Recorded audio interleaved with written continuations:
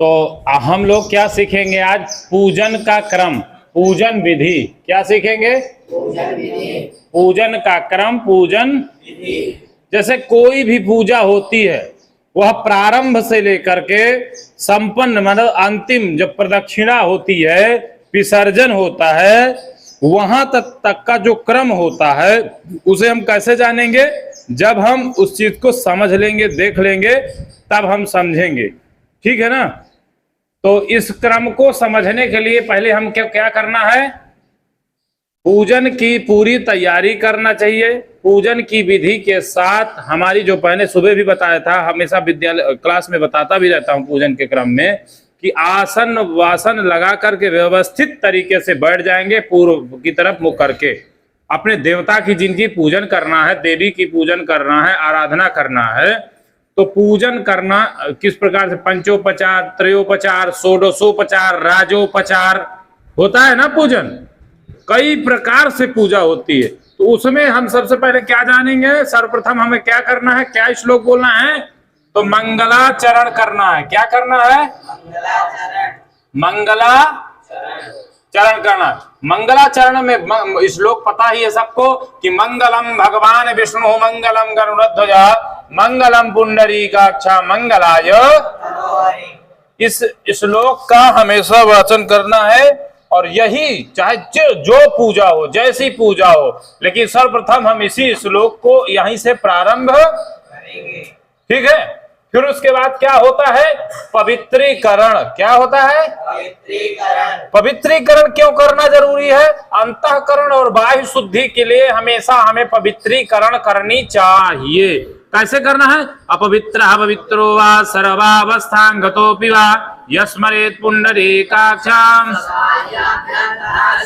सबाह्याभ्यंतर शुचि। अर्थात सबाह्य और आप देखो पढ़े ना, बाह्य और आभ्यंतर व्याकरण में आता है ना, लक्ष्य सिद्धांत कौमुदी में। तो यानी कि दोनों अंतःकरण और बाहर दोनों से क्या करना? सबाह्याभ्यंतर शुचि, यानी कि शुचि मतलब शुद्ध कर लेना है अपने आप को। फिर क्या करना है? आचमन करना है। क्या करना है? आचमन। ओम केशवाय नमः, नारायणाय नमः, माधवाय। इस प्रकार से आपको आचमन कर लेना है। आचमन के बाद क्या करना है? आसन की शुद्धि कर लेना है। फिर क्या है? पैती पहनना। पैती मतलब उषा की बनी हुई पैती, या तो स्वर्ण अंगूठी हो तो अनामिका उंगली में, इन उंगलियों में पहनना चाहिए, दाहिने और बाएं की हाथ की उंगलियों में। फिर क्या है? तिलक धारण। तो जिस देवता का जैसा पूजन करेंगे उस तरह का हम तिलक धारण कर सकते हैं, भस्म धारण कर सकते हैं। भस्म में त्रायुखम जमदग्रेकम बोलेंगे। जब हम तिलक करेंगे तो तिलक में क्या बोलेंगे? स्वस्ति न इंद्रो, या तो फिर चंदन से महत्पुण्यम पवित्रम पापनाशनम आपदा हरते नित्यम लक्ष्मी वसतु सर्वदा। फिर दूसरा मंत्र और भी है, भद्रं कर्णे विस्तृणुयाम देवा सुचक्षा अहमक्षिभ्याम भूयास गुं सुवर्षा मुखेन सुकर्णाभ्याम भूयासम मां। यह भी श्लोक मंत्रोच्चारण कर सकते हैं। ये वेदोक्त है, लौकिक है, जो जैसे जिसको स्मरण हो। बाकी इसके मुख्य रूप से मैं मंत्र भी आपको बताऊंगा। आगे क्या है? शिखा बंधन। किसी पूजा पाठ में करना है तो हमें ध्यान केंद्रित करना है, तो ध्यान केंद्रित में चंदन, और उसके बाद क्या करना? शिखा बंधन कर लेना। मानस तो के श्लोक बोलना है, और चित्रपूर्णी महामाय दिव्य तेज समन्वित तिष्ठ देव शिखा बंधे तेजो बुद्धिम पुरुष में शिखा बंधन कर लेना है। फिर प्राणायाम कर लेना है। फिर क्या है? दिग्रक्षण। क्या है? दिग्रक्षण, यानी कि जो आप पूजा पाठ कर रहे हैं उसमें कोई विघ्न ना आए, कोई बाधा ना आए, कोई समस्या ना हो, इसके लिए हमें क्या करना चाहिए? देवता, भूत, प्रेत, पिशाच या इत्यादि से बचने के लिए हमेशा पूजन में दिग्रक्षण किया जाता है। उसका मंत्र बहुत है। पूर्वे रक्षत्वाराः रक्षो हणम बलगानम, वैदिक मंत्र है। पूर्वे रक्षत्वाराः के बाद जैसे अपक्रामंतो भूतानि पिशाचाः सर्वतो दिशा सर्वेषाम अविरोधेन पूजा कर्म समारभे। और इसे चावल हाथ, पीला सरसों हाथ में लेना है। आसन में बैठे बैठे, ध्यान देना इधर, आसन में बैठे बैठे ऐसे करके चारों तरफ दिशाओं में दाना को छोड़ देना है। जो सरसों होती है, पीली सरसों, ठीक है ना? आ रहा है समझ में कि नहीं समझ में आ रहा? दिग रक्षण कुछ लोग संकल्प के बात करते हैं तो कुछ लोग प्राणायाम की बात करते हैं। ये बहुत मत है, लेकिन परेशान नहीं होना, क्रम सब सही है, ठीक है। आगे क्या है, स्वस्ति वाचन, हाथ में चावल फूल लेकर के हाथ जोड़ करके स्वस्ति वाचन पूरा पढ़ना, सुशांतिर्भवतु। फिर क्या है, श्रीमन महागणाधिपति ने बाएं हाथ में चावल लेना है और दाहिने हाथ से चावल गणेश जी के ऊपर छोड़ते जाना है, देवता के ऊपर, और इस प्रकार से सिद्धि बुद्धि सहिताय नमः तक बोलना है। उसके बाद क्या है बताइए, मांगलिक श्लोक, सुमुखश्चैक दंतश्च कपिलो गजकर्णक, सुमुखश्चैक ये श्लोक का वाचन करना चाहिए और इसे पूरा बोलना है श्लोक जहां तक अंतिम संपन्न होता है ना। समझ में आ रहा है कि नहीं समझ में आ रहा है? पूरा श्लोक बोलने के बाद फिर क्या करना है, संकल्प बोलना है।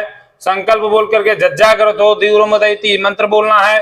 फिर उसके बाद क्या करना है, पृथ्वी पूजन करना। फिर क्या करना है, कर्मपात्र पूजन करना है, वरुण का वाहन करना है। जिसे समझ में ना आए कोई दिक्कत नहीं। फिर सामग्री में जल प्रक्षेप करना, सामग्री को शुद्धिकरण करना चाहिए। फिर क्या करना है, दीपक जलाना है। क्या करना है, दीप जलाना है। दीप जलाने के बाद फिर क्या करना चाहिए, दीप पूजन हो गया। फिर क्या है, घंटा पूजन। फिर क्या है, शंख पूजनम, शंख में जल भर देना चाहिए। और घंटा पूजन में घंटा को तिवारम वाजये 3 बार जल बजाना चाहिए। और दीप पूजन तो हमने समझा ना, सामग्री में जल छिड़कना, दीप पूजन करना, घंटा पूजन और शंख पूजन करना। फिर क्या है, गुरुदेव भगवान का स्मरण करना चाहिए। किसका करना चाहिए, स्मरण करना चाहिए। उसके बाद फिर क्या है, सूर्य भगवान का जो है सूर्य अर्घ देना चाहिए और सूर्य भगवान का नमस्कार करना चाहिए, श्लोक बोलना चाहिए, जो भी याद हो हमें। फिर क्या है, हनुमान जी का स्मरण करना चाहिए और भैरव जी का भी स्मरण करना चाहिए, ठीक है ना। आगे फिर क्या करेंगे, गौरी गणेश जी का यहाँ पर ध्यान करना चाहिए। गौरी गणेश जी का ध्यान करेंगे। फिर क्या करेंगे, गौरी गणेश जी के लिए पुष्प आसन करेंगे। या जिस देवी देवता के लिए, अब ये क्रम समझना कि जिस देवी देवता का पूजन ध्यान करेंगे उसके बाद उसे पुष्प आसन देंगे। फिर प्राण प्रतिष्ठा करेंगे। फिर पाद्यो पाद्यम, जब कोई घर में आ जाता है तो क्या करते हैं हम लोग, पाद प्रक्षालन करते हैं ना, तो पाद प्रक्षालन करना। फिर क्या है, दुग्ध स्नान कराना, फिर दधि स्नान, फिर घृत स्नान, फिर मधु स्नान, फिर शर्करा स्नान, फिर पंचामृत स्नान, फिर उद्वर्तन स्नान, उद्वर्तन चंदन इत्यादि के लिए कहा जाता है। फिर क्या है, फलोदक, यदि फल से स्नान कराना हो तो फलोदक स्नान करा सकते हैं। फिर क्या है, केवड़ा या इत्र, जो भी अपने पास सुगंधित चीज होती है। उसके बाद फिर क्या है, गुलाब जल। फिर क्या है, तीर्थोदक जल। फिर महाभिषेक कर सकते हैं। फिर शुद्धोदक स्नान कर सकते हैं। और उसके बाद हस्तो प्रक्षाल्य के लिए लिखा गया। फिर अंग प्रोक्षणाम, यानी कि उस देवता को स्नान जब करा देंगे तो पूछना चाहिए ना, सफाई कर, आप लोग स्नान करते हैं कैसे करते हैं, ठीक उसी विधि को देवता पर लागू किया जाता है। अंग प्रोक्षणाम, अंग प्रोक्षण के बाद वस्त्रोपवस्त्रम। फिर क्या है, जहां पर वस्त्र और उपवस्त्र, ठीक है ना, वस्त्र और, हाँ, फिर 2 बार आचमनी से जल, आचमनीयम। क्या है आगे लिखा है, जलम समर्पयामि। क्या, हाँ, ये चीज ध्यान देना सबको। अब ये हो गया। फिर क्या है, यज्ञोपवीतम, यज्ञोपवीत किया।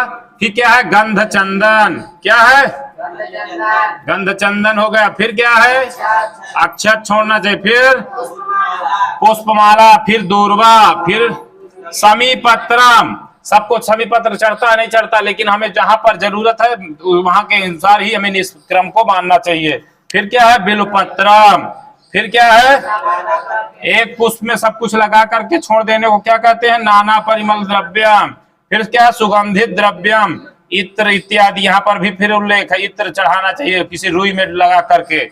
फिर क्या है, सिंदूर। फिर क्या है, फिर क्या है, फिर क्या, हस्तो प्रक्षाल्य। अब जब धूप दीप नैवेद्य, फिर क्या आ जाएगा, नैवेद्यम। फिर क्या है, फिर क्या है, पंचग्रास मुद्रा। ओम प्राणाय स्वाहा, अपानाय स्वाहा, व्यानाय स्वाहा, उदानाय स्वाहा। समानाय अमृतादपनमसि मध्ये मध्ये पानीयम आचमनीयम जलम समर। ये चीज ये समझ लिया। फिर क्या है, करोद्वर्तन अनामिका उंगली दोनों को ट्रांसफर कर देना, इधर उधर कर देना, परिवर्तन कर देना है। ओम अगोंग सुनाते अगोंग सुह ऐसा करके मंत्रोच्चारण करना। फिर क्या है, जो मौसमी फल मिल जाए उसे हमें क्या करना चाहिए, भगवान को अर्पण करना चाहिए। फिर क्या है, तांबूल पूंगी फल यानी कि लौंग और इलायची सुपारी पान मिलाकर के क्या करते हैं, तांबूल फल चढ़ाते हैं। फिर द्रव्य दक्षिणा राजकीय मुद्रा जो भी दक्षिणा हो, विशेष अर्घ एक दोने के पात में मिला करके सब कुछ, उसके बाद विशेष अर्घ देना चाहिए अपनी तरफ मुख कर करके दोने का। फिर क्या है, प्रार्थना। फिर क्या है, फिर क्या है, फिर विसर्जनम। तो यह थी हमारी पूजा का क्रम। क्या है ये, पूजन का क्रम समझ में आया सभी को। अब यहाँ पर एक विशेष ध्यान दे, जब भी कभी किसी देवता का कोई भी पूजन कराना है तो सबसे पहले हमें गणेश गौरी जी का स्मरण पूजन जरूर कराना है। क्या ध्यान देना, गणेश गौरी जी का पूजन पहले होगा, उसके बाद सभी देवताओं, जिस देवता का पूजन करना हो उसके परिवार सहित पूजन हमें करना। ये चीज ध्यान देना है, ये चीज कभी नहीं भूलनी है। और हमेशा लागू जो होगा वो हमेशा कहां से लागू हो जाएगा, आपके देवता का पूजन कहां से हो जाएगा, यहां से। क्योंकि यहां से जगह बदल जाएगी। देवता कोई भी हो सकते हैं, देवी भी हो सकती हैं, ठीक है, देवता देवी, लेकिन उस देवता देवी का ध्यान कर लेना। उसके बाद क्या करना है, आसन करना है, प्राण प्रतिष्ठा पाद्य अर्घ आज इसी क्रम को पूरा हर जगह प्रभावित करना।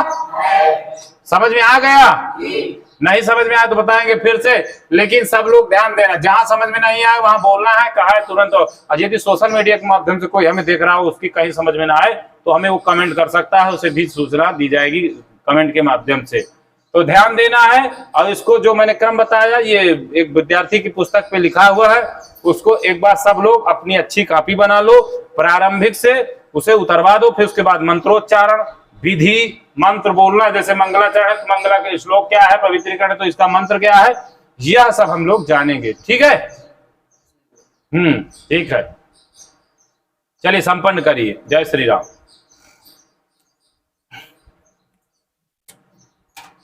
हो गया, बंद कर दो।